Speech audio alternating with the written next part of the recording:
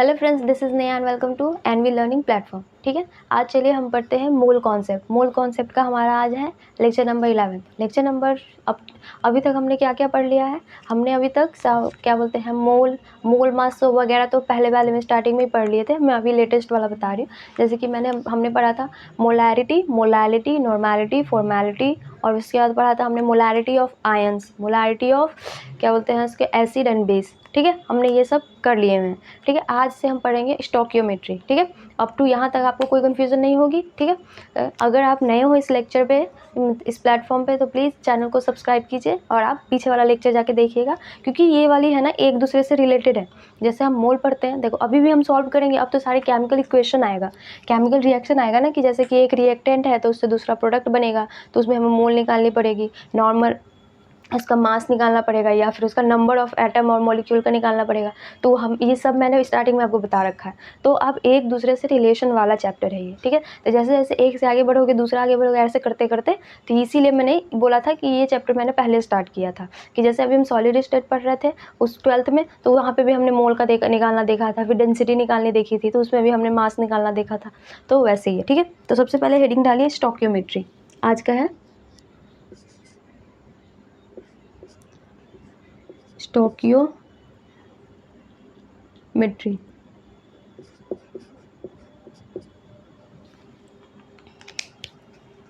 ठीक है,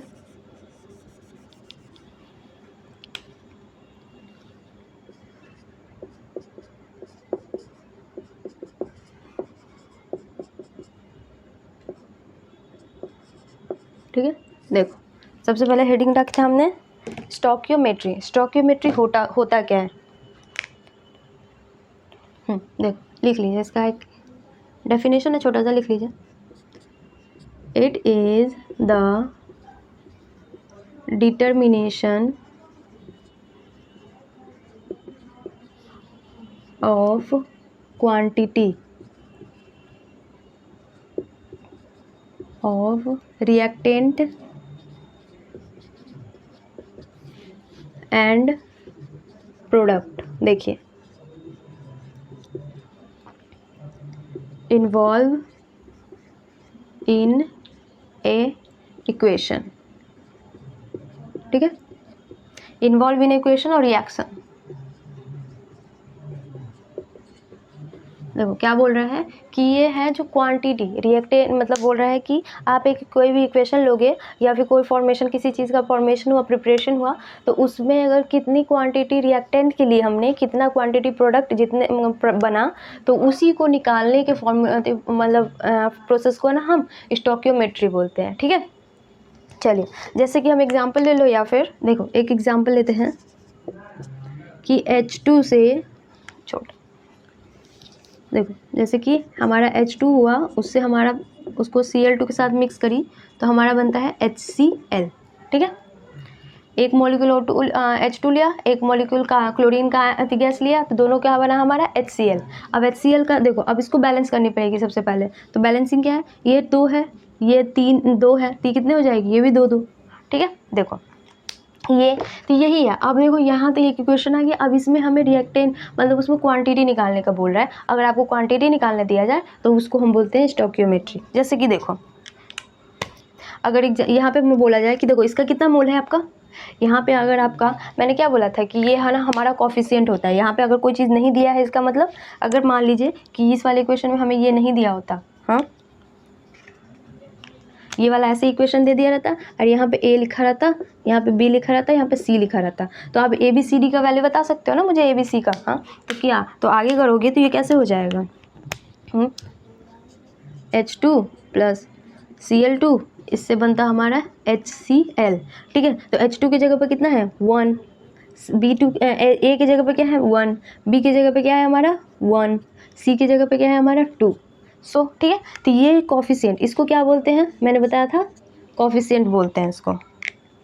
A का कॉफिशिएंट, B का कॉफिशिएंट, जब बैलेंसिंग करते हैं तो बैलेंसिंग मैं अभी बता दूंगी आपको। कॉफिशिएंट, देखो ये कॉफिशिएंट होता है। ठीक है, तो अब ये है कॉफिशिएंट ऑफ H2 का है A, तो इसकी अब देखो इसमें मोल क्या है, तो ये कॉफिशिएंट क्या होता है हमारा, मोल होता है। ठीक है, तो ये हमारी क्या हो गई यहाँ पे मोल अगर होगा तो ये मोल कितना होगा 1 मोल। ये वाली कितनी मोल होगी, ये वाली भी 1 मोल। ठीक है, तो ये कितनी मोल होगी 2 मोल। समझ आया आपको? देखो तो यही है क्वांटिटी निकालना है कि रिएक्टेंट और प्रोडक्ट का। तो रिएक्टेंट का क्वांटिटी हमारे पास कितना आया 1 मोल हाइड्रोजन का लिए गैस का और 1 मोल क्लोरीन गैस का लिए, तो हमारा 1 मोल HCl प्रोड्यूस हुई। ठीक है, यहाँ समझ गए। और अगर आपको बोला जाए इसी में देखो इसमें कुछ भी निकालने को दिया जाएगा, मोल निकालने दिया जाए या फिर एटम निकालने दिया जाए या फिर आपको नंबर ऑफ एटम निकालने दिया जाए, कुछ भी निकालने दिया जाएगा तो आप निकाल सकते हो। ठीक है, पहले वाले प्रोसेस से। ठीक है, चलिए यहाँ पे एक और आ जाएगा। यहाँ पे अगर यहाँ पे ये लिख लो मोल, यहाँ पे लिखिए ये था हमारा मोल। ठीक है, अब ये मॉलिक्यूल, नंबर ऑफ मॉलिक्यूल, ये नंबर ऑफ मोल, ये है नंबर ऑफ मॉलिक्यूल। ठीक है, तो नंबर ऑफ मॉलिक्यूल क्या होगा हमारा, ये एक मोल दिया हुआ है हमारा, तो नंबर ऑफ मॉलिक्यूल कैसे निकाल दोगे आप। हाँ देखो याद करो मैंने क्या बताया था, number of molecule by Avogadro number is equal to mole के इक्वल होता है ना। यहाँ पे लिखिए, देखिए देखो ये सब आपको पीछे से जाके पुराना वाला लेक्चर देखिएगा, आपको सब हर चीज़ मैंने करा रखा है।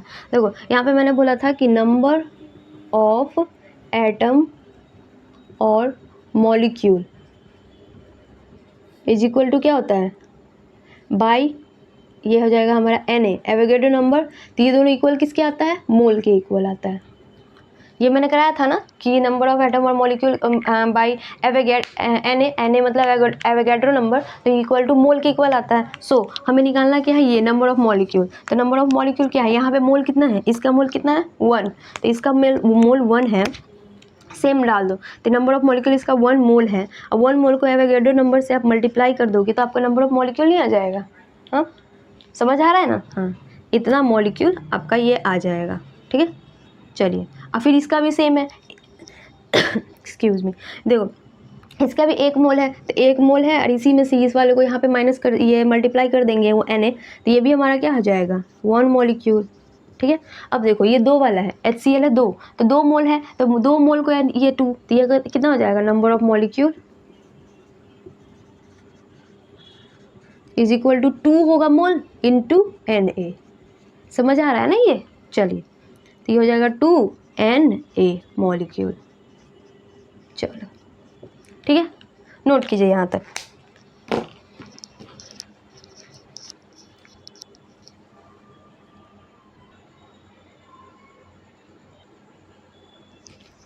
चलो ठीक है, यहाँ तक आप समझ गए। देखो अब इसी को नीचे लिखो, इसी में मैं और लिखवा देती हूँ। नंबर ऑफ मोल हो गया हमारा, नंबर ऑफ मॉलिक्यूल भी हो गया। चलो अब देखो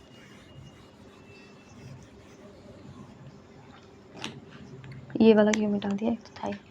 देखो ये था हमारा 1H2 प्लस 1Cl2, ये हमारी बनती है 2HCl। ठीक है, सो अब देखिए नंबर ऑफ एटम क्या होगा। अब देखो नंबर ऑफ एटम, आपने नंबर ऑफ मॉलिक्यूल निकाल लिया, जितने आप ऐसे भी बना सकते हो कि नंबर ऑफ मॉलिक्यूल निकाल लेंगे, फिर उसके बाद हम एटम काउंट करके उसको मल्टीप्लाई कर देंगे, ऐसे ऐड भी कर देंगे, ऐसे भी कर सकते हैं, या फिर डायरेक्ट कर दो। नंबर ऑफ एटम का फॉर्मूला भी वही होता है, number of atom by Na is equal to mole. तो यहाँ पे हो जाएगा क्या, वैसे भी अगर अब 1 Na था और 1 एटम, इसमें 2 एटम है ना हाइड्रोजन का, तो उसे 2 से मल्टीप्लाई करेंगे तो 2 Na आ जाएगा। बट मैं बता रही हूँ आपको, ठीक है, नंबर ऑफ एटम। तो यहाँ पे देखो 1 Na था, ये मॉलिक्यूल का इसका करवा दिया था, ये HCl का है हमारा। ठीक है, और मैं एक Cl2 का H2 का भी लिख देती हूँ, नंबर ऑफ एटम। ठीक है, इज इक्वल टू 1 मोल था इंटू Na। ये नंबर ऑफ एटम नहीं, नंबर ऑफ मॉलिक्यूल लिखो यहाँ पे, मॉलिक्यूल ये था H2 और Cl2, बिकॉज यहाँ पे हमारा दोनों क्या दिया हुआ है, सेम दिया हुआ है, इसलिए मैंने वो लिख दिया। ठीक है, अब देखो यहाँ पे है कि हमारा कितना आया था, number of molecule is equal to इतना। अगर नंबर ऑफ एटम निकालना होगा तो ये नोट कर लो, ये जैसे ऊपर वाला नोट किया ना, तो नीचे वाला भी नोट कर लो। मैं सीधा सारा आपको डिटेल में बना देती हूँ, कंफ्यूज नहीं करोगे। नंबर ऑफ एटम मॉलिक्यूल ऊपर नीचे वाला लिख लिए होंगे। चलो बढ़िया अब देखिए नंबर ऑफ एटम, सबसे पहले लिखेंगे H2 का और Cl2 का, ठीक है। देखो इसका क्या होगा, हमारा मोल कितना था 1, Na कितना है, मोल बाई Na, ये तो कर दिए, मोल बाई डिवाइड में Na था तो इधर लेके गए। अब देखो एटम कितना है, 2 हाइड्रोजन एटम है। देखो एटम और मॉलिक्यूल में यही डिफरेंस होता है, एटम में हम जितने एटम होता है वो काउंट करते हैं, कितना एटम है, 2 हाइड्रोजन एटम है, तो इसको हम 2 से मल्टीप्लाई करेंगे तो इज इक्वल टू 2Na। समझ आ गई, चलिए। सो हमारा आंसर क्या होगा यहाँ पे 2Na। ये समझ आ गया, चलो नीचे वाला नोट कर लिए, ठीक है। चलिए अब यहाँ पे देखो नंबर ऑफ मॉलिक्यूल की जगह पे एटम लिखिए, नंबर ऑफ एटम किसका, यहाँ पे है HCl का। देखो number of atom of HCl निकालना है, ठीक है। तो ये 1Na था, देखो तो ये है हमारा कितना है 1 × Na, इतना तो हमारा आया ही था, ठीक है।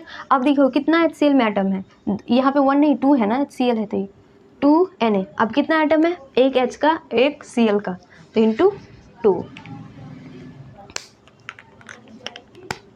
Is equal to 4Na। समझ गए, चलिए तो ये लिखो 4Na एटम, यहाँ पे एटम्स लिखेंगे, हाँ यहाँ पे एटम लिखेंगे। अब यहाँ पे भी यही होगा 2Na मतलब एटम्स, समझ गए, चलो नंबर ऑफ मोल। अब इसमें है, आपको मैं ये स्टेप्स बता रही हूँ क्योंकि ये सब कभी भी कुछ भी पूछ देगा, तो आप ये वाला रिवाइज कर लेना पीछे से जाके। अब देखो आपको मोलिकुलर वेट भी निकालने के लिए दिया जाएगा, तो मोलिकुलर वेट भी क्या करोगे, जब आपके पास मोल दिया हुआ है तो मोलिकुलर गिवन वेट निकालने के लिए बोला जाए तो मोल दिया है तो उसको मोल मास से डिवाइड कर देंगे, मल्टीप्लाई कर दोगे तो इसका गिवन वेट नहीं आ जाएगा। चलो ये नोट कर लो, उसके बाद वो भी कर लेते हैं।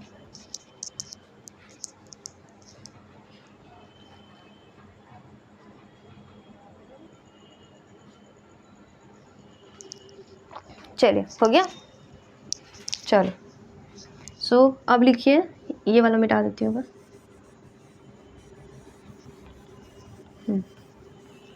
अब लिखिए हमें क्या निकालना है इसमें, गिवन वेट। तो गिवन वेट है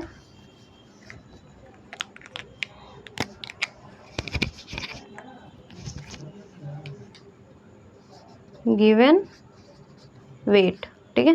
देखो गिवन वेट निकालना है तो इसके लिए क्या होगा, देखो इसका गिवन वेट है तो इसको जनरली आप क्या करोगे, हाँ सबसे पहले बात है गिवन वेट निकालता कैसे, मोल इज इक्वल टू क्या होता है, यहाँ पे देखो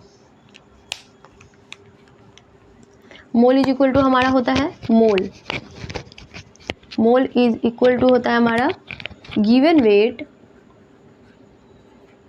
बाय मॉलिक्यूलर वेट, ठीक है। यहाँ पे मोल है तो molecular weight, given weight by molecular weight होता है हमारा, ठीक है। तो अब इससे देखो आपको क्या निकालना है, गिवन वेट। तो गिवन वेट में क्या करोगे, इसका जो आपका मॉलिक्यूलर वेट से मल्टीप्लाई कर दोगे, ठीक है, गिवन वेट।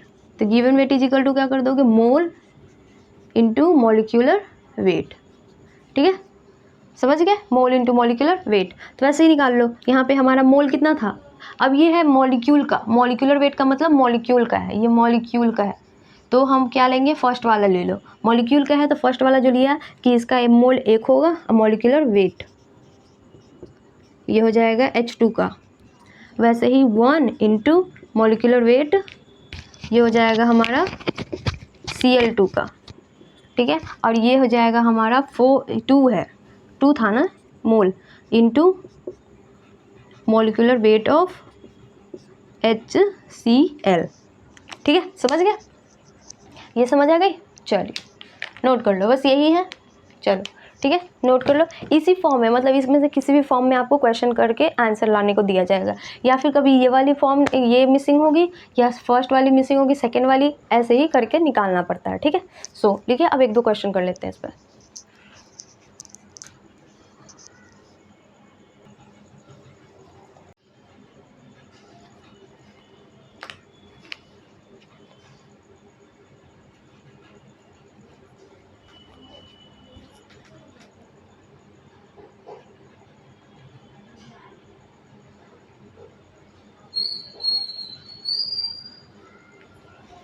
चलो ठीक है, चलिए तो हो गया हमारा, वहाँ तक हमने टॉपिक क्लियर कर लिया है। अब एक दो क्वेश्चन कर लेते हैं उस पर, फिर क्लियर हो जाएगी हमारे अच्छे से टॉपिक। ठीक है, ठीक है, एक क्वेश्चन लिखिए, क्वेश्चन नंबर 1। ठीक है, लिखिए,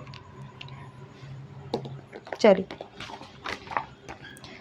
लिखिए, 2 mole of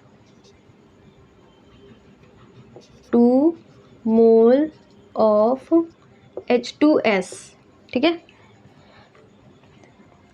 react with SO2 gas at high temperature and pressure. At high temperature and pressure, ठीक है, हाई टेम्परेचर और pressure, what amount of sulfur form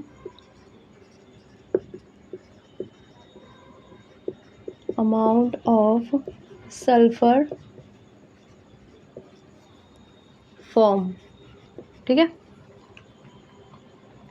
after complete reaction,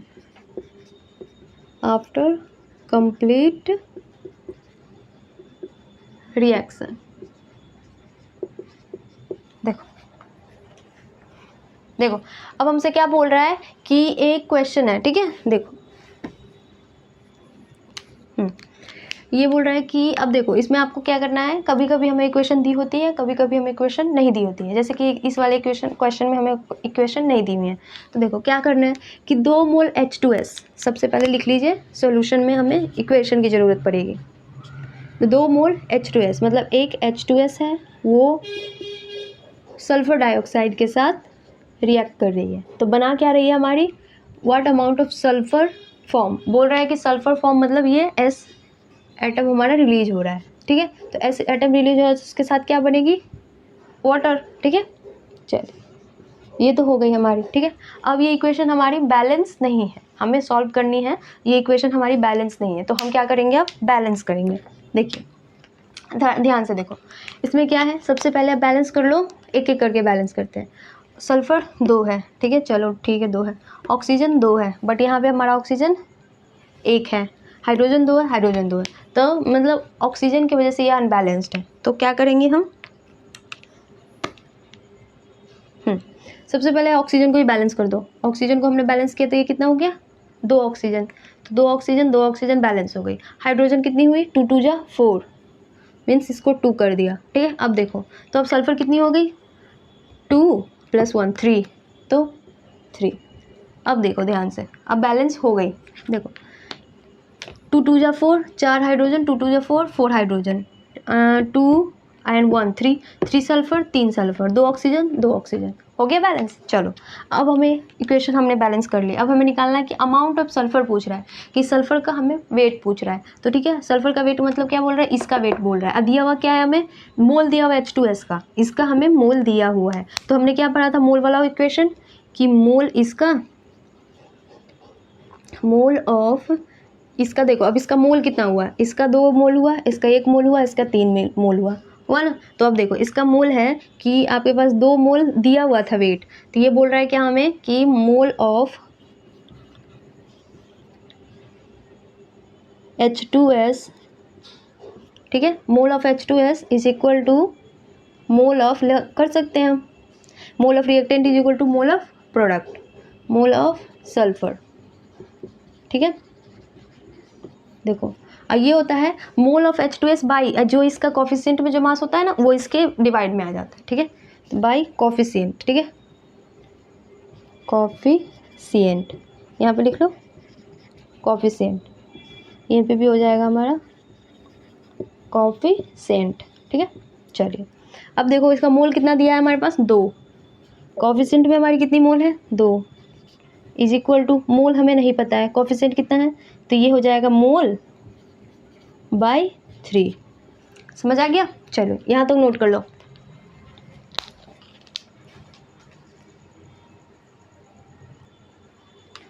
चलो हो गया, चलिए ठीक है, तो ये हमारा कितना है, यहाँ के बात करेंगे। देखो क्वेश्चन भी रब कर सकते थे, चलिए अब देखो क्या बोल रहा है, ये दोनों कैंसिल होके हो जाएगी 1, तो हमारी मोल ऑफ सल्फर कितनी आई 3। हमें पूछ क्या रहा है, हमसे मास पूछ रहा है, तो मास ऑफ सल्फर निकालेंगे क्या करेंगे, मास ऑफ सल्फर, ठीक है, mass of sulphur by molar mass is equal to क्या होता है, मोल के इक्वल, तो मोलर मास से मल्टीप्लाई कर देंगे तो हमारे मास ऑफ सल्फर आ जाएगा, ठीक है, ठीक है। तो देखिए mass of sulphur is equal to 3 into molar weight of इसका कितना होता है सल्फर का मोलिकुलर वेट 32, ठीक है, तो इसको 32 से मल्टीप्लाई कर दीजिए, ठीक है, यहाँ पे लिख low molecular weight of sulphur, ठीक है, सल्फर का मॉलिक्यूलर वेट हमारा होता है 32 ग्राम पर मोल, ठीक है, चलिए समझ गए। सो अब हमारा ये आ गया 32, तो ये आंसर कितना आ जाएगा हमारा 696 ग्राम, ठीक है, 96 ग्राम हमारा आ गया सल्फर। चलिए नोट कर लो।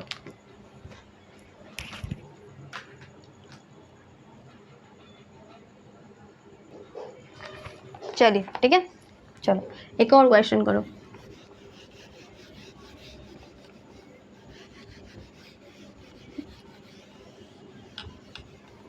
देखिए नोट कीजिए। क्वेश्चन है question number 2, how many moles of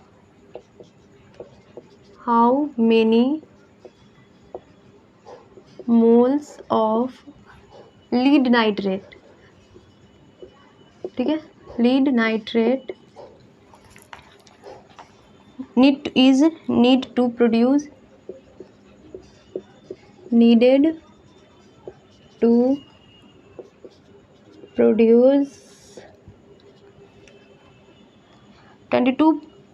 222 मतलब 224 लीटर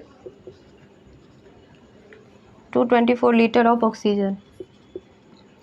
ऑक्सीजन एट NTP। देखो समझ गया, चलो देखो बोल रहा है एक लीड नाइट्रेट है, वो क्या करता है, नीड टू प्रोड्यूस, वो बनाता है, उसको पूछ रहा है कितना उसका वॉल्यूम होगा कि वो ऑक्सीजन की मतलब ऑक्सीजन लिबरेट करेगी, ठीक है, तो इसको लिखते हैं, ये होता है लीड नाइट्रेट मतलब PbNO3 होल ट्वाइस, ठीक है, PbNO3 होल ट्वाइस होती है, ये बनाती है हमारी PbO plus NO2 plus O2, ठीक है। कभी कभी इक्वेशन आपको दी होगी, कभी नहीं दी होगी, तो इसको याद भी रखने की जरूरत है, ये वाली इक्वेशन तो लर्न ही कर लो, ये नहीं दी रहती है, ठीक है, तो ये वाली इक्वेशन आप याद रखना, ठीक है। चलो अब इसको क्या करना है, हमें बैलेंस करेंगे, सबसे इम्पोर्टेंट बैलेंस करेंगे। चलो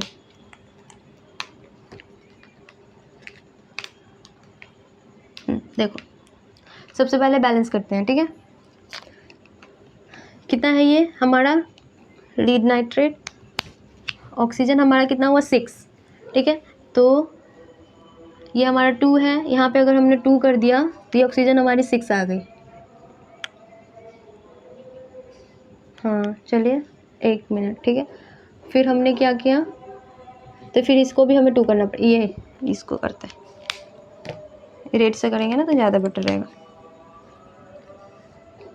ऑक्सीजन पहले 6 करो, 2, तो ये भी हमारी 2 हो गई, ठीक है, 2 2 तो कितनी हो गई 6 2 2 2 6 हो गई, यहाँ पे भी 6, लेकिन अब 6 का ये कितना हो गया 12 हो गया, ठीक है, और 12 हो गया, नाइट्रोजन कितना है हमारा 2 है, ठीक है, नाइट्रोजन हमारा 2 हो गया, तो इसको नहीं, नाइट्रोजन 2 इंटू 2 4 है, तो इसको हमें 4 से करना पड़ेगा। देखो अब शायद सारे बैलेंस हो गए, देखिए कैसे देखते हैं, 2 पीबी है मतलब 2 लीड का मॉलिक्यूल है, 2 एटम है तो 2 लीड का एटम, ठीक है, चलो नाइट्रोजन 2 2 जा 4 मतलब 2 नाइट्रोजन, तो नाइट्रोजन इसके अंदर है ना बॉक्स के, तो नाइट्रोजन इसके अंदर ब्रैकेट के अंदर है, तो 2 नाइट्रोजन ही हुआ, फिर हमने एक कोफिशिएंट लगाई तो 4 नाइट्रोजन, तो 4 नाइट्रोजन। अब ऑक्सीजन का बैलेंस कर देखते हैं, 3 2 जा 6 6 2 जा 12, तो ये हो जाएगी हमारी 2 कितनी हुई 4 और 4 2 जा 8, 8 और 4 12, तो ये हमारी इक्वेशन बैलेंस्ड है। चलिए अब हमसे पूछ रहा है कि क्या बोलते हैं मोल ऑफ लीड नाइट्रेट, इसका मोल निकालना है हमें, ठीक है, कि जब हम नीड करते हैं इतना लीटर ऑफ ऑक्सीजन आपको दिया हुआ है, ठीक हो, तो देखो अब इस वाले को लेना है हमें और इसको लेना है, तो देखो ऐसे देखिए इसका 2 मोल है तो इसका 1 है, ठीक है, तो ऐसे कर दो कि मोल बाई 2 अभी पर हमने, ये हो जाएगा PbNO3 होल ट्वाइस, तो इसका भी मोल कर देते हैं, मोल बाई कॉफिशिएंट 1 है इसका, आइए कितना O2 का। देखो अब इसमें आप मोल कैसे निकालोगे, हमारे पास वॉल्यूम है, तो मैंने क्या निकाला था, मैंने वॉल्यूम से मोल निकालना आपको बताया हुआ है कि वॉल्यूम दिया रहता है तो given wait given volume by 224, ये 22.4 लीटर, 22.4 लीटर और 22400 ये ml में हो, तो ठीक है, ये बताया था कि 22.4 लीटर लेते हैं, ठीक है, तो अब यहाँ पे वॉल्यूम कर लो, इसका मोल हमें निकालना, मोल ही निकालना है, इसका मोल हमें निकालना है, ठीक है, देखो PbNO3 होल ट्वाइस, ये हो जाएगा 2 इज इक्वल टू दिया हुआ कितना है हमारे 224, ठीक है, अभी इसको कर लीजिए, लीटर में ही है, ध्यान से देखो, इसका यूनिट ध्यान देखना आपको बहुत ज़रूरी है, नहीं यूनिट देखोगे तो सारा का सारा किया धारा बर्बाद हो जाएगा, ठीक है, यूनिट देखो, तो ये हो गया 2, यहाँ पे होता है हमारा 22.4 लीटर, ये हो गई O2 की इंटू जो 1 था, 1 से कुछ है नहीं, तो ये कैंसिल हो जाएगी, ये 1, देखो, तो अब हमारी मोल कितनी आ गई, मोल ऑफ PbNO3 का whole twice is equal to आ गई हमारी, इसी से लिख लेते हैं, दिख रहा होगा आपको, हाँ, तो ये हो जाएगी कितनी हो गई, यहाँ पे हमारा 2 था, 2 into 10 means 20 mole of NO3, समझ गया, समझ आया क्वेश्चन कैसे हुआ, सो चलिए नोट कर लीजिए।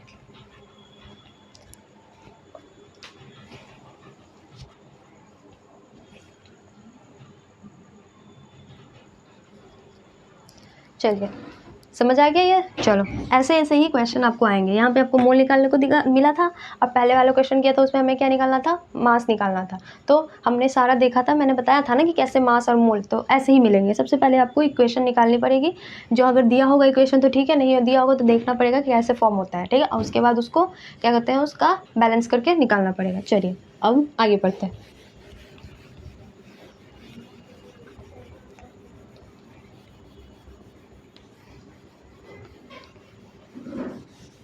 चलो एक और क्वेश्चन लिखो, एक क्वेश्चन लिखो, उसी के अकॉर्डिंग हम उसका फॉर्मूला बनाएंगे, ठीक है, अब यही करेंगे, ये सब शॉर्ट्स है, मतलब इसके आते हैं, तो क्वेश्चन लिखते हैं, क्वेश्चन के अकॉर्डिंग आपको फॉर्मूला मिल जाएगा, ठीक है, चलिए क्वेश्चन लिखिए।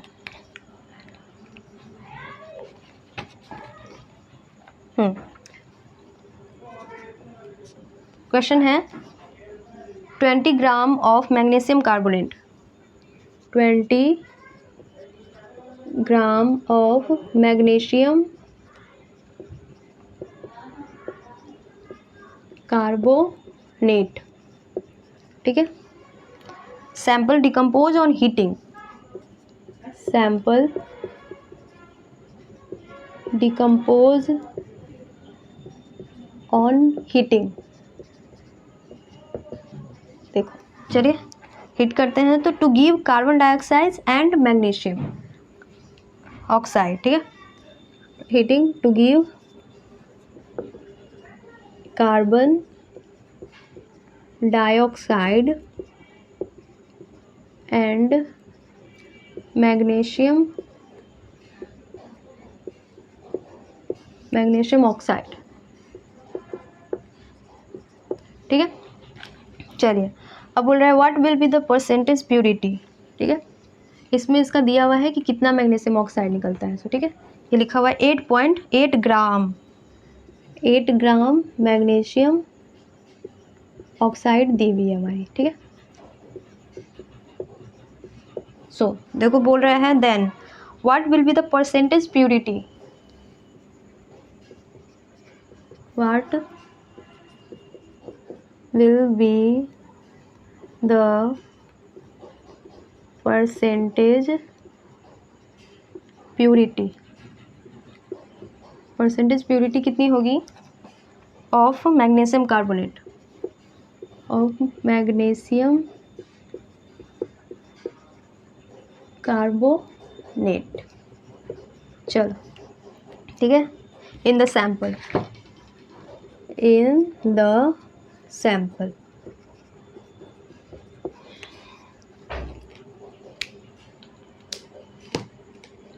देखो देखो अब क्या बोल रहा है आपको, हम यहाँ पे आपको एक नई देखने को मिली परसेंटेज प्यूरिटी, ठीक है।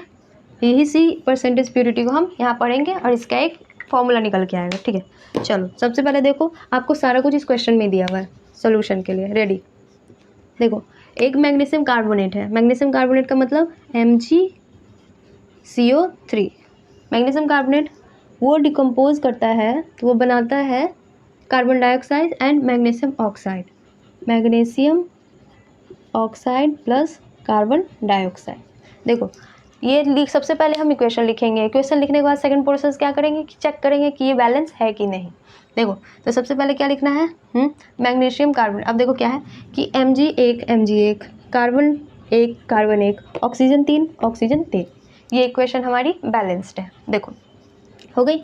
सो अब बोल रहा है कि 20 ग्राम मैग्नीशियम कार्बोनेट, आपको एक सैंपल है जो दिया हुआ है, एक सैंपल में दिया हुआ है कि 20 ग्राम मैग्नीशियम कार्बोनेट है, लेकिन वो डिकम्पोज कर दिया, 20 ग्राम मैग्नीशियम कार्बोनेट वो डिकम्पोज किया तो वो 8 ग्राम मैग्नीशियम ऑक्साइड बनाई और रेस्ट पार्ट है आपका कार्बन डाइऑक्साइड बनाई। तो हमें एक दे दिया है तो हम उसी बेसिस पे कर लेंगे, सेकेंड वाले को अभी एक्सटेंड करके रखते हैं, ठीक है। देखो तो परसेंटेज प्यूरिटी का मतलब होता है कि आप देखो यहाँ पे आपको एक नॉर्मल सा इक्वेशन लिखिए, उसी इक्वेशन को लिखेंगे तो आपको पता चलेगा कि हमें जनरली निकालना क्या है, ठीक है। तो हम अगर आप एक इक्वेशन लिख लेते हो तो, क्योंकि हम कोई भी चीज़ निकालते हैं तो सबसे पहले आपको ये पता होना चाहिए ना कि हम निकाल क्यों रहे हैं। हाँ चलो तो सबसे पहले लिखो कि परसेंटेज प्यूरिटी होता क्या है। परसेंटेज प्यूरिटी, देखो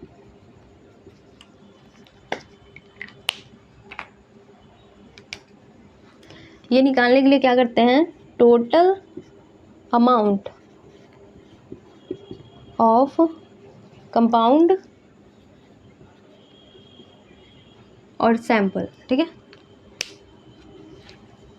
ठीक है, कंपाउंड और सैंपल, ठीक है। ये प्योर फॉर्म में होगा, प्योर फॉर्म में by total amount of compound और सैंपल, सैंपल है ये सैंपल, ठीक है, इनटू 100, ठीक है। चलिए इनटू 100, समझ गया, ये फॉर्मूला हमें करना है, परसेंटेज प्यूरिटी का ये फॉर्मूला होता है, ठीक है। ये वाला अमाउंट आपको दिया हुआ रहता है कंपाउंड में, जैसे कि टोटल अमाउंट ऑफ कंपाउंड और सैंपल का हमें दिया हुआ रहता है, और ये हमें total amount of pure sample का निकालना पड़ेगा, ठीक है। जैसे इसी में देख लो तो हमें एक ये सैंपल दिया हुआ है ना, ये देखो ये वाली फॉर्म हमें दी हुई ना कि इतना, हमें टोटल अमाउंट ऑफ सैंपल का 20 ग्राम दिया ही हुआ है, लेकिन हमें प्योर सैंपल ये हमें पता नहीं है ना कि ये प्योर है कि इम्प्योर है। हाँ तो ये तो हमें पता नहीं है कि प्योर है कि इम्प्योर है, तो यही टोटल अमाउंट ऑफ दिया हुआ है, तो ये सेकंड ये दिया हुआ है, हमें फर्स्ट वाला निकालना है। तो नोट करो, उसके आगे हम देखते हैं।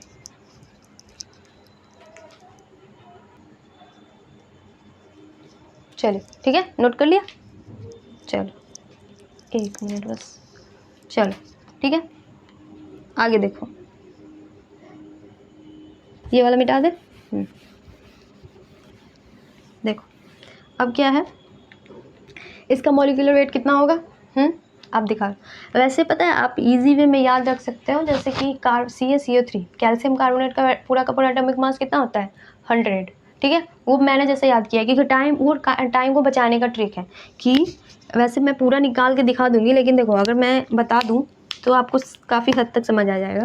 देखो कैल्शियम कार्बोनेट जनरली सबको याद रहता है, ठीक है, कैल्शियम कार्बोनेट का होता है 100, ठीक है। तो 100 होता है, तो आप देख लो इसमें आपको कैल्शियम का वेट तो पता है, कैल्शियम का वेट पता है ना आपको, कैल्शियम कितना होगा 40, तो 40 है plus x is equal to 100, तो आपको x की वैल्यू कितनी आ गई 60, तो कार्बोनेट का वेट हमारा कितना होता है 60, ये मैंने ऐसे याद किया था कि ये टाइम बचाने का, कि वहाँ पे आप जाओगे तो आप कैसे करोगे, मैग्नीशियम का वेट प्लस कार्बन का वेट प्लस 3 इंटू ऑक्सीजन का वेट, ये करोगे तो टाइम जाएगा नहीं। वैसे कर दोगे तो क्या होगा, 24 प्लस कार्बन का 12 प्लस 16 इंटू 3 आएगा तो उतना ही। तो फिर क्या करोगे 24, तो ये हो जाएगा हमारा क्या 36 प्लस ये क्या होता है 48, ठीक है। तो 0 4 और 3 7, कहीं मैंने मिस्टेक किया है, CaCO3 है ना, MgCO3 24 कार्बन का 12,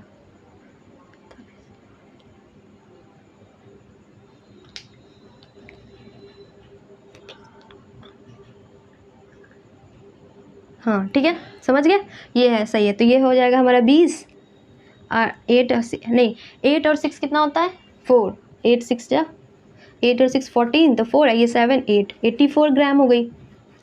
चलो समझ गया, ये हमारी क्या हो गई 84 ग्राम। अब ये हमारी 84 ग्राम हो गई, तो आपके ऐसे कर लिए। अब मैंने जैसे ट्रिक बताया तो उस ट्रिक पे करोगे फिर भी आपका सेम ही आएगा। देखो क्या करोगे कि हमने Mg प्लस CO3, तो मैंने बोला कि इसको 60 कर दो अब प्लस 24 कर दो, तो 4 8 सेम ही आ गया। तो ये ज़्यादा इजी हुआ ना, इतना ज़्यादा करने से बेटर है इतना इजी, ये 1 स्टेप प्रोसेस हुआ। और ये कितना लेंदी स्टेप, इसमें जाएगा टाइम, और इसमें सीधे पता है ये सब ना, जैसे कि आप प्रोफेशन और ज़्यादा क्वेश्चन करने से ये सब आ जाता है। ये प्रोफेशन जैसे होता है ना, ये बहुत ज़्यादा हाई लेवल पे जितना ज़्यादा क्वेश्चन करोगे उतना ज़्यादा आपको ये सबके एटॉमिक मास एटॉमिक नंबर याद होते हैं। ये कैल्शियम कार्बोनेट को मैंने इतना बार कर लिया कि मुझे इसका एटॉमिक मास पूरा अच्छे से याद हो गया कि इसका एटॉमिक मास 100 होता है, ठीक है। तो चलो ये समझ आ गया दोनों कैसे हुआ। चलो नोट करोगे तो कर लो। चलो चलिए हो गया, चलो ठीक है, ये समझ आ गया यहाँ तक। चलिए ये दोनों स्टेप है, ये वाला स्टेप ज़्यादा अच्छे से याद कर लेना। कि एक जो स्पेसिफिक है ना, जो ज़्यादा बार बार यूज़ होते हैं, जैसे कि हाई वाटर का तो सबको याद होगा, कैल्शियम कार्बोनेट को भी बहुत बार यूज़ होता है, ठीक है। मैग्नीशियम ऑक्साइड का भी यूज होता है, ठीक है। और जिसका कार्बन मोनोऑक्साइड का भी, ये सब ज़्यादा यूज होता है ना, तो ये सब का आप याद रख लेना कि आपको वहाँ पर ज़्यादा यूज़ करने के टाइम का ये ना लगे। चलो ठीक है, अब देखो चलिए अब हम निकालते हैं, इसको मिटा दो। ये याद रखना 6 ग्राम है, आपके पास तो होगा ही बुक, देखिए 8 ग्राम है, उसको हमको यूज़ करना है। चलिए एक ही बार में हो जाएगा, इसीलिए मैंने सारा मिटा दी। चलो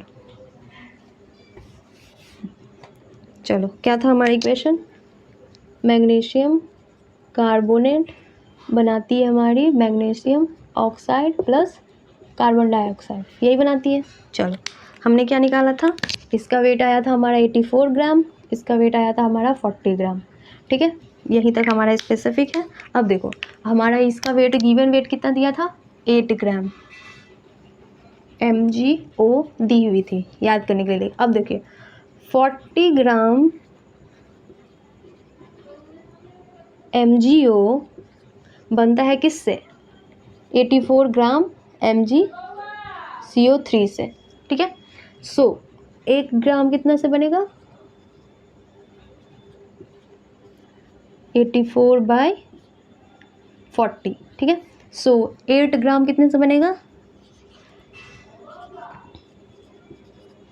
यूनिटरी मेथड है ये, नॉर्मल सी यूनिटरी मेथड जो मैथ्स में नहीं पढ़ते वो वाली है, ठीक है। चलिए 84/40 इंटू 8, देखो हो गया। ये हमारा क्या आया, ये अमाउंट जो हमें निकालनी थी, एक तो सैंपल का दिया होगा अमाउंट और एक सैंपल का, प्योर सैंपल का, ये हमारा प्योर है ना, देखो ये वाली हमारी प्योर है ना, तो इसी का ना सैंपल निकालेंगे। हमारा तो वो 20 ग्राम दिया ही हुआ था, अब ये हमारी प्योर सैंपल आ गई, ठीक है। सो अब हमारा क्या था, परसेंटेज प्यूरिटी, परसेंटेज प्यूरिटी, देखिए परसेंटेज प्यूरिटी, देखो इसका क्या है, इज इक्वल टू, फॉर्मूला तो आपको पता है कि जो हमें प्योर सैंपल का निकालना है वेट और उस मतलब अमाउंट, और उसको जो हमारा गिवन वेट है जो दिया हुआ है इस क्वेश्चन में उससे डिवाइड करना है और इंटू 100। देखो तो अब क्या हो जाएगा हमारा, कितना आया हमारा, ये सीधे भी रख दीजिए पहले, 84/40 इंटू 8 बाई कितना था वेट हमारा दिया हुआ 20 ग्राम, ठीक है। ये हो जाएगा हमारा 20, अब फिर टोटल इंटू 100, समझ आ गई। चलिए अब इसका वही कट पिट करेंगे, मार दो, ख़त्म कर दो इसको, ठीक है। चलिए ये हो जाएगा 2 और ये हो जाएगा हमारी, आगे बन गई है, आगे लिख लो, यहीं पे लिख लीजिए, ये इसी पेज में हो जाएगा। चलिए बैंड बजाओ इसकी अब, ठीक है। ये हो गई, ये हो गई। चलिए 84 बाई 10 इंटू 20 इंटू 2 इंटू 100 100, ठीक है। अब और फिर काट कूट कर दो, 1 0 से 1 0, 2 0 से दोनों 0 गया, 1 2 से 2 इज इक्वल टू आ गई हमारी 84%। समझ गए? चलिए समझ आ गया। तो ये हमारी क्या हुई, इसकी परसेंटेज प्योरिटी हुई हमारी 84% तक ये प्योर है। समझ गए? बाकी सब बचा। अब इसी में बोल देगा कि परसेंटेज इम्प्योरिटी निकालने के लिए अगर मान लो तो क्या करोगे, 84% हमारा प्योरिटी है, तो यहाँ पे लिख ही लीजिए, लिख लो। ये हमारा परसेंटेज प्योरिटी था, ये है percentage purity of magnesium carbonate is equal to दी हुई है हमारी 84%। सो अगर मान लो पूछ दिया, इन केस कुछ भी कर सकता है ना NTA। सो ये लिख लीजिए परसेंटेज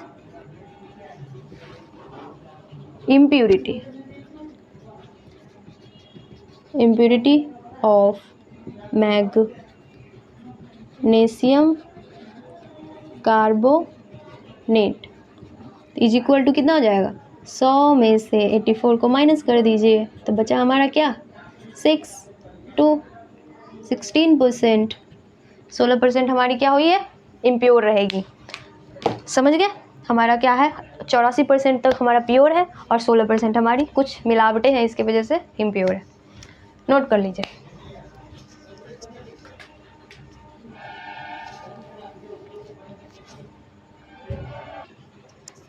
चलो ठीक है, हो गया।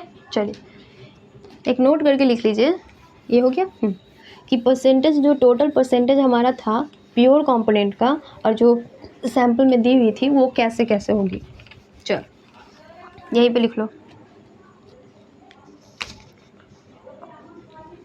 लिख लीजिए total amount of pure component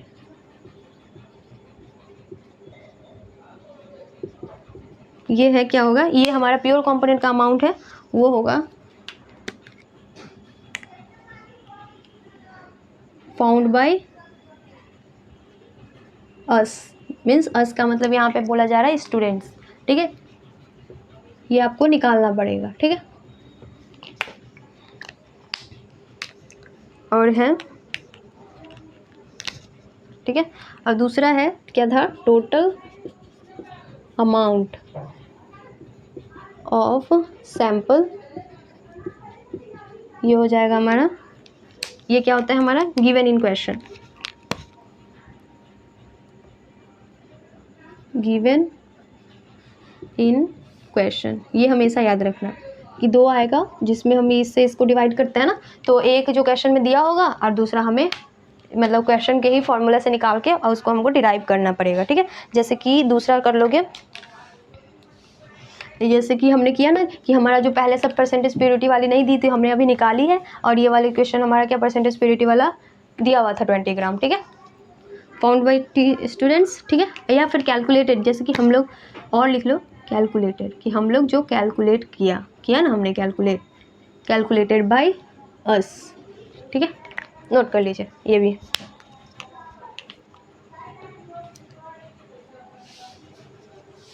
चलो हो गया। चल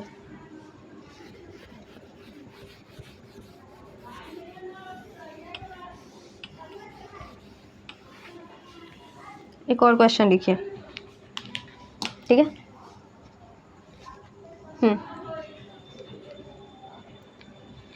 ठीक है।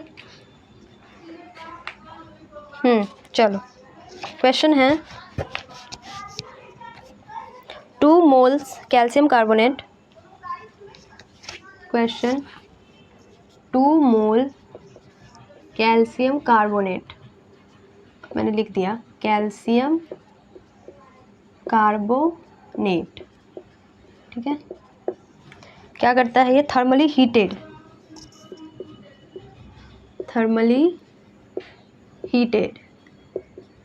थर्मली हीट करती है at high temperature,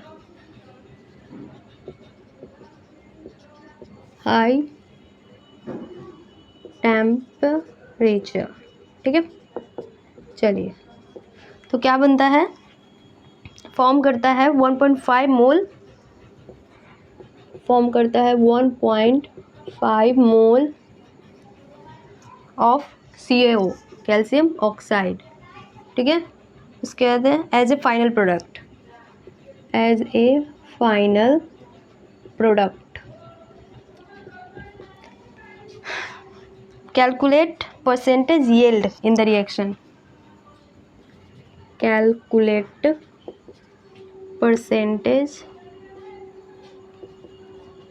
yield in the reaction. देखो, चलिए, इसमें इक्वेशन भी दिया हुआ है। देखो, इस वाले क्वेश्चन में आपको इक्वेशन दी हुई है, देखो, प्लस CO2, देखो। चलिए, हो गया। अब देखो आगे, देखो क्या पूछ रहा है हमसे, कि एक कैल्शियम ऑक्साइड, यहाँ पे देखो फिर एक नया मिला। मैं क्वेश्चन के थ्रू ही करवा रही हूँ ताकि आपको एक ऊपर रहे और क्वेश्चन के थ्रू रहता है ना, तो हमें याद जल्दी से आ जाती है। परसेंटेज यील्ड पूछ रहा है, ठीक है। तो सबसे पहले हमें क्या करना है? परसेंटेज यील्ड का फॉर्मूला देखना है, ठीक है। सबसे पहले देखो परसेंटेज यील्ड होता क्या है। परसेंटेज यील्ड, देखिए, सबसे पहले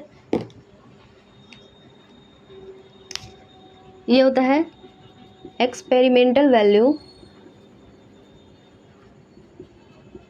वैल्यू बाय थियोरेटिकल वैल्यू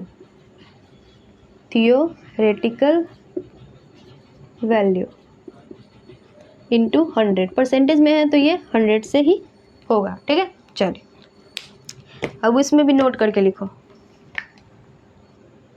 ये है जो एक्सपेरिमेंटल वैल्यू जो है हमारी, एक्सपेरिमेंटल वैल्यू जो है हमारी, पूरा लिख लो। ये क्वेश्चन में आपको दी होगी, ठीक है। वैल्यू ये आपको क्वेश्चन में दी होगी, गिवन इन क्वेश्चन, ठीक है। और थियोरेटिकल वैल्यू हमें निकालनी पड़ेगी, थियोरेटिकल वैल्यू हमें निकालनी पड़ेगी।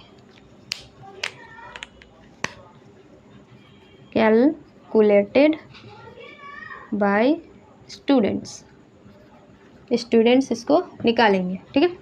इतना लिख लीजिए, फिर इसको हम लोग निकालेंगे। देखो, अब इसी में देख लो एक्सपेरिमेंटल वैल्यू आपके अकॉर्डिंग क्या है इसमें। 1.5 मोल CaO का, कैल्शियम ऑक्साइड का 1.5 मोल हमारे पास क्या है? एक्सपेरिमेंटल वैल्यू है, क्योंकि यही बस हमें पूरे इक्वेशन में दी हुई है। हाँ, और उसके बाद क्या बोल रहा है? और उसके बाद आपको बोल रहा है या 2 मोल्स इसका दिया हुआ है। इस दोनों में से एक हो सकता है, डिपेंड करता है किसका क्या है, ठीक है। और उसके बाद आपको है हमें एक कैलकुलेटेड वैल्यू, थियोरेटिकल वैल्यू हमें निकालनी है, ठीक है। चल, नोट कीजिए। चलिए, ठीक है, यहाँ तक समझ आ गया। अब देखो, सॉल्व करते हैं इसको। इसी को मिटा दो, अभी क्वेश्चन नहीं मिटा सकते हैं। देखो, अब देखिए क्या है कि हमें क्या दिया हुआ है। सबसे पहले इसके देखेंगे इक्वेशन हमारा बैलेंस है कि नहीं। हमारा इक्वेशन कैल्शियम एक, कार्बन एक, ऑक्सीजन 3, हमारा इक्वेशन फुल्ली बैलेंस्ड है। अब देखो क्या बोल रहा है, ये 1 मोल है तो इसका 1 मोल है हमारे पास, ऐसे अभी देखा। अब बोल रहा है कि हमारे पास क्या है, ये 2 मोल है हमारा, 2 मोल ये कैल्शियम ऑक्साइड है, तो ये भी कितनी होगी? 2 मोल ही होगी, ठीक है, 2 मोल ही होगी ना। सो अब आ गई आपकी थियोरेटिकल वैल्यू, तो 2 मोल आ गई ना कैल्शियम ऑक्साइड की। यही इतनी तो थ्योरी थी, ये हमारी आ गई theoretical value of calcium oxide, ठीक है। और एक्सपेरिमेंटल वैल्यू तो आपको ये दी हुई है 1.5, कितनी है हमारी एक्सपेरिमेंटल वैल्यू है। एक्सपेरिमेंटल वैल्यू है, ठीक है। चलो समझ गया। अब देखिए, अब इसको सॉल्व कर लीजिए। ये इतना समझ आ गया। चलिए अब इसको सॉल्व कर लीजिए। अब इस नॉर्मली क्या है, इस इक्वेशन पे हमको वैल्यू डाल देनी है। ये 1 था, ये 2 था। अब यहाँ पे हमारा जो है percentage yield is equal to जो था experimental value means 1.5 by theoretical value means 2 into 100। समझ आया। चलो अब वही फिर से दोबारा से मॉडल करेंगे हम, ठीक है। चलो कत्ल कर रही हूँ मैं, देखो हो गई कितनी, 150/2 मीन्स 75%।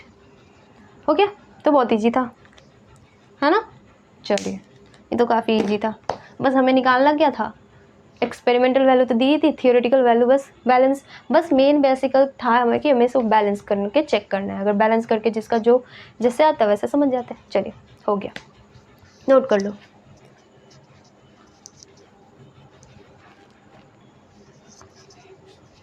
चलिए नोट कर लिया। चलो रहने देते हैं आज। देखो इस चैप्टर का ना, इस चैप्टर नहीं, बस इसमें एक बस लिमिटिंग रिएजेंट हमारा रहता है। फिर उसके बाद क्या करेंगे ना, हम क्लास 11th का चैप्टर नंबर 1 जो बेसिक कॉन्सेप्ट ऑफ केमिस्ट्री है ना, उसको थॉरोली पढ़ेंगे, ठीक। सीक्वेंस से स्टार्टिंग से पढ़ेंगे और फिर उसमें आधा से ज़्यादा तो आपका कंप्लीट ही हो गया। अब उसमें हमें जो अरेंजमेंट के अकॉर्डिंग दिया है तो वो स्टार्ट करेंगे कल से, ठीक है। तो उसी को जब मैं स्टार्ट करूँगी तो लिमिटिंग रिएजेंट वाला पढ़ा के फिर उसी चैप्टर में दिया हुआ है तो उसी को स्टार्ट कर देंगे, ठीक है। चलिए आज इतना ही। चलो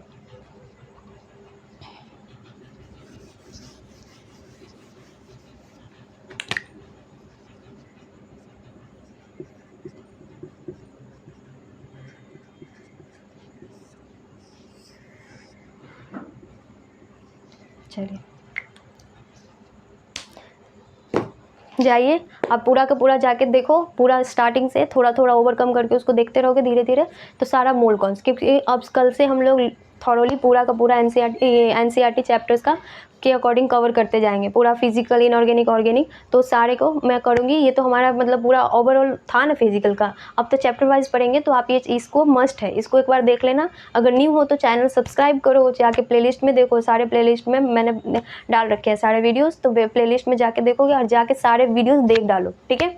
चलो और लाइक और शेयर भी तो कर ही दोगे आप। चलो okay, thank you so much, okay bye.